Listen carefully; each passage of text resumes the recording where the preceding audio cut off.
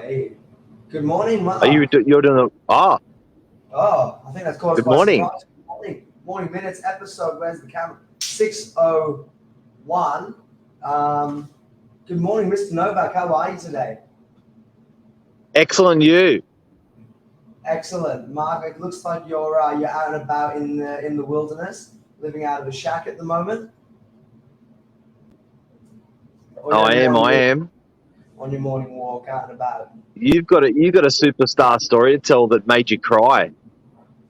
Yeah, pretty close, and I'm not going to deny that for a second. It was intense. So yeah, this morning's topic was Tale of the Sale, 8 Venetia Street, Sylvania, a listing that we took on that's just sold Monday evening. Um, yeah, so that's a pretty interesting story, I think, from the fact that listing it as an out of area agent. It was an auction campaign which we'll go into shortly in a moment. Mark, where would you like me to start? Or where would you like to start? Sorry, I got a really bad line towards the question. Where would you like to start with that? So I was just saying it was the auction campaign from start to finish. You saw my emotions on a roller coaster through that campaign. Probably since I've worked in real estate, I'd say that's probably the most that any singular campaign has affected me as a whole, for good and for bad. And I know it drove you up the wall for a moment, but we managed to get it over the line. It was a great result in the end, but there was a lot in between, marketing it sold and now, to get the job done. So what I was going to say was, where would you like to start with that Venetia campaign? I want to start with why. How does it happen with a property with a real estate agent? How does it happen that a property can sell, go to auction, pass in at a number like oh 25. 4,050,000? What did you have at auction? 4 million 25. 4 million And 25. then how does it happen? Like, So yeah, what how I'll does it do, happen that let's you can get to that 4.2 price it doesn't make sense. So let's give the audience a little bit of context. I'm going to share the screen across over to page number 2, and I'm going to show you guys the property itself. So we're Northern Beaches Agency. I know most of you will know that, but Sylvania is about an hour and 10 minutes away. So it's different and an interesting one to work on for a lot of different reasons. But you can see the sort of grandeur of this home. So this is something that I felt very lucky to be able to work on, and it's a whole other kettle of fish from the Northern Beaches selling at the moment. So this is an awesome home. Incredible. Um, it was an auction campaign.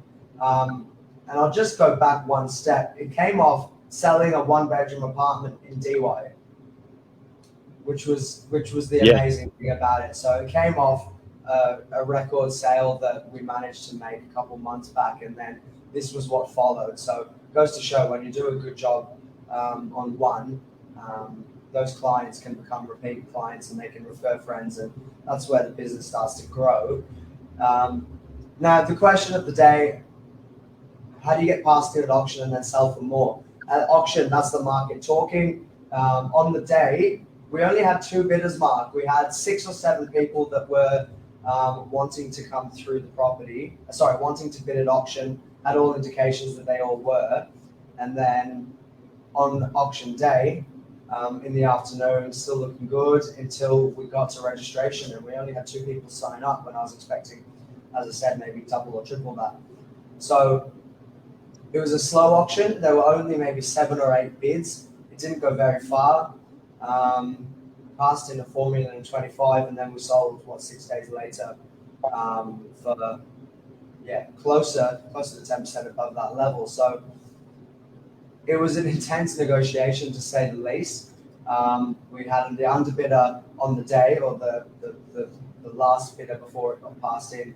He ended up being the eventual buyer, but we had some hiccups with odd buyers coming into the fray and really just sort of throwing everything off the rails, which isn't at all unusual. I think we find that in all circumstances. If you've got some people that's still interested, timing just isn't always right with people. And sometimes someone will have everything together. Sometimes there'll be someone that is genuinely interested in the property, but just can't get their bits and pieces in order.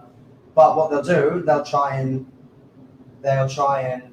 keep themselves involved, and that then I have to relay every single piece of information back to the vendor, and it just threw us off the rails. Luke, I remember you wanted to know if it was an investor or an owner-occupier that purchased the property. It was an owner-occupier in the end. I think it would have been amazing if it was an investor, but yeah, interesting property to be looking to invest into. Before we quickly go into it, Mark, emotional. Yeah, Luke, I was all over the place. Anmal, good morning. Love selling out of area. Have you sold many properties out of area, Anmal? Hey, Emma. It's the type of thing we do take on properties. G'day, outside Jeff of our Luby. area. Good morning, Jeff.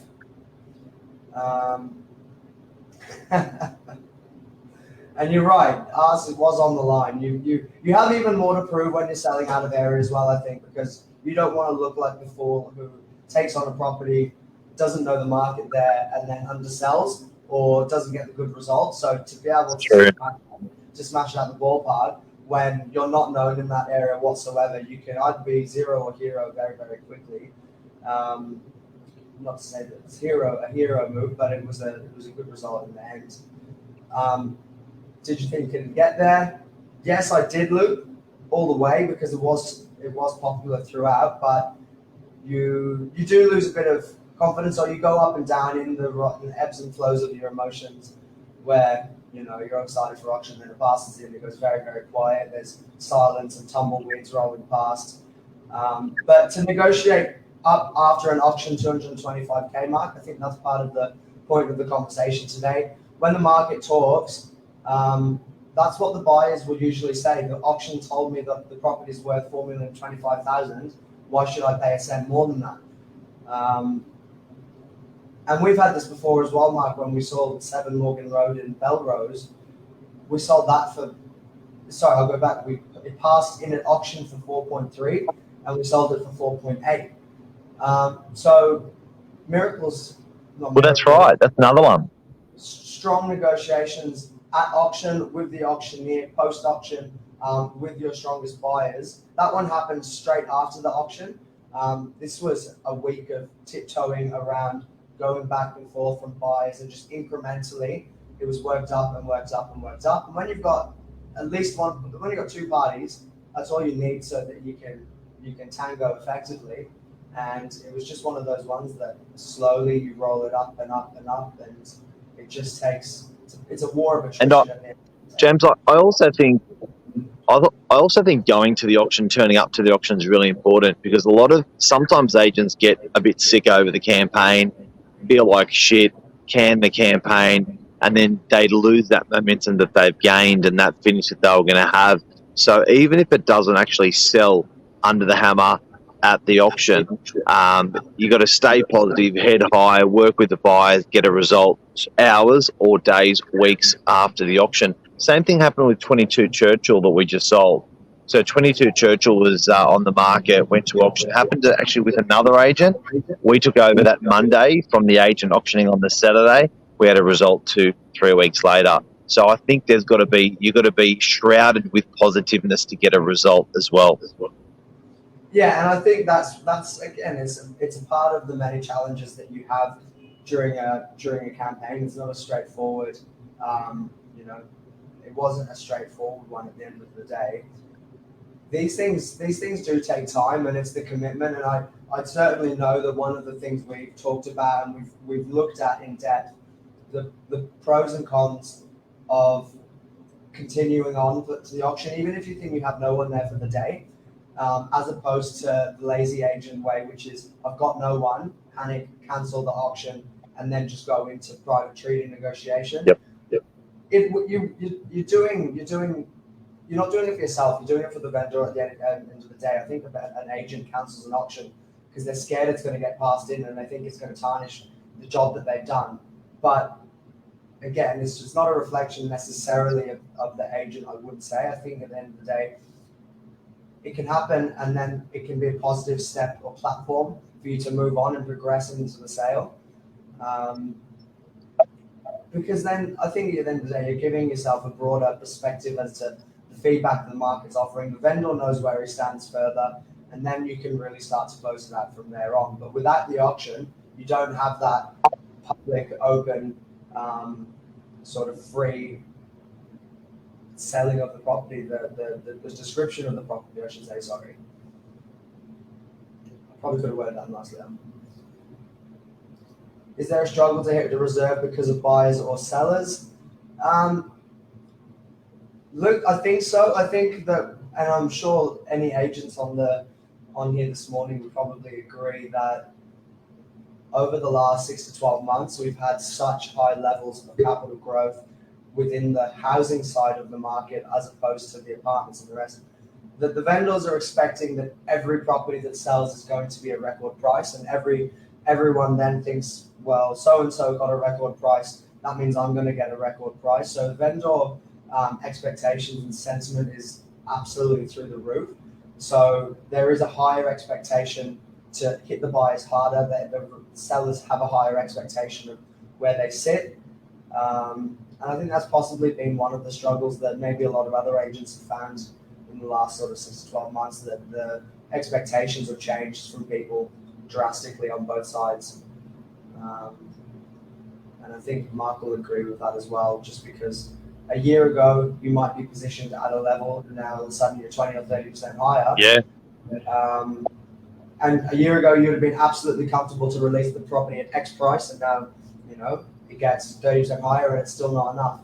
Which, fair enough, you can understand the emotion behind it and the sentiment behind it. But yeah, I certainly do think that it has been a bit of a struggle. And the buyers I think the market is more attuned to it at the moment as well. How's your signal going there, Mark? Can you hear? Yeah, pretty bad. Pretty bad. I get about every 15th word, but anyway, all good. On the morning walk down in the eastern suburbs, eh?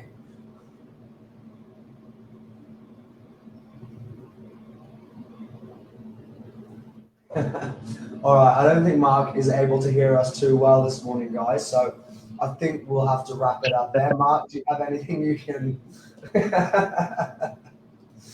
Last one for Luke. It can't go to catastrophic price. It's got to level out a little. I think so, and I think we're probably seeing a ceiling now. Yeah, I think you're right, Luke. It's definitely going to be leveling out shortly. Yeah, I can feel it in my bones. And you know what? I think, as you said a moment ago with that Churchill sale, I think that's probably a reflection that there still is strength in the market, because there are still, like, that property passed in at that auction at 2.5 or so, and then you've just gone and sold it for just under 2.9. So again, you just have to have someone that's truly working on it, doesn't give up the cause as soon as it gets passed in, because there's a lot more opportunity for the strategy to come into the campaign at that stage as well. So you just got to make sure you know that your agent's commitments are aligned with yours. And I think passed in auction or not, it is possible to achieve a great result after auction. It doesn't burn the campaign. If anything, it's a platform to step onto, but you have to take it as it comes. Mark, would you like to say anything before we head off this morning? All right, guys, thanks very much. We will see you. We'll see you next time. Thanks.